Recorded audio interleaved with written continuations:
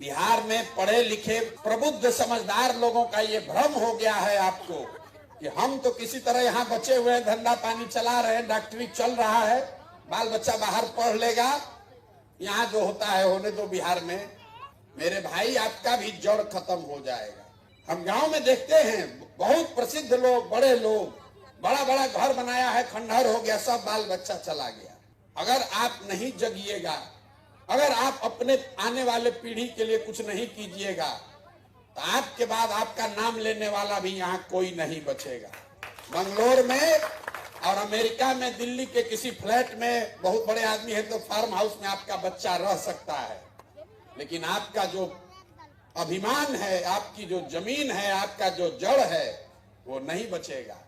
जब जहाज डूबेगा तो उसमें बैठा हुआ हर आदमी डूबेगा, आपका केबिन नहीं बच सकता है। पलायन का दंश सबको डसेगा। इतने फर्क है कि गरीब का लड़का मजदूरी करने जा रहा है, आपका लड़का बाहर पढ़ने और नौकरी करने जा रहा है। जा तो दोनों का लड़का रहा है। कोई ऐसा परिवार हमको नहीं मिलता है जहां माँ बाबूजी, बाल बच्चा, बेटा तीनों पीढ़ी एक साथ रह रहा है। किसी परिवार में अब ये दशा नहीं बची। जिसका लड़का है वो अपना बाहर पढ़ रहा है, अगर पैसे वाले का है।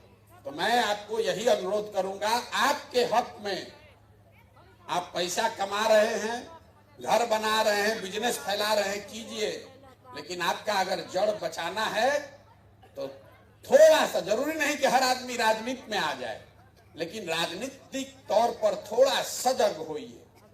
आंख बंद करके किसी का झंडा मत ढोइए। आंख बंद करके ड्राइंग रूम में बैठ के ये मत कहना शुरू कीजिए कि बिहार का तो कुछ नहीं हो सकता है। एक अच्छा आदमी जब चुनाव लड़के हारता है, आपको लगता है क्या करे, बढ़िया ही प्रोफेसर खड़ा हुए थे, हार गए, 4000 वोट आया। एक अच्छा आदमी हारता है तो हजारों अच्छे लोगों की ताकत, उसका विश्वास हिल जाता है कि भैया राजनीति हमारे लिए नहीं है। इसलिए कोई अच्छा आदमी खड़ा होता है तो आपकी इतनी जिम्मेवारी है, उसको एक ही वोट आपका है, कम से कम उस एक आदमी को तो वोट दीजिए।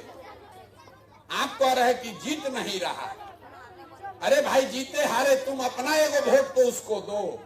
इतनी जिम्मेवारी तो आप अदा कर सकते हैं।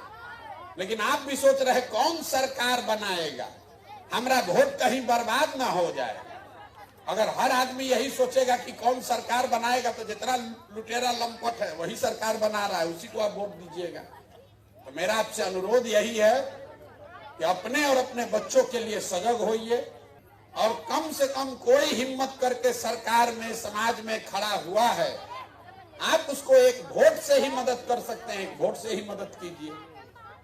पैसा आपका नहीं चाहिए किसी को, लेकिन कम से कम एक बार इतना तो कीजिए कि भाई हमारा एक वोट बर्बादे सही, लेकिन इस आदमी को देंगे। आप गलत आदमी को मत सपोर्ट कीजिए, नहीं तो आज नहीं तो कल वो आपको नुकसान होगा।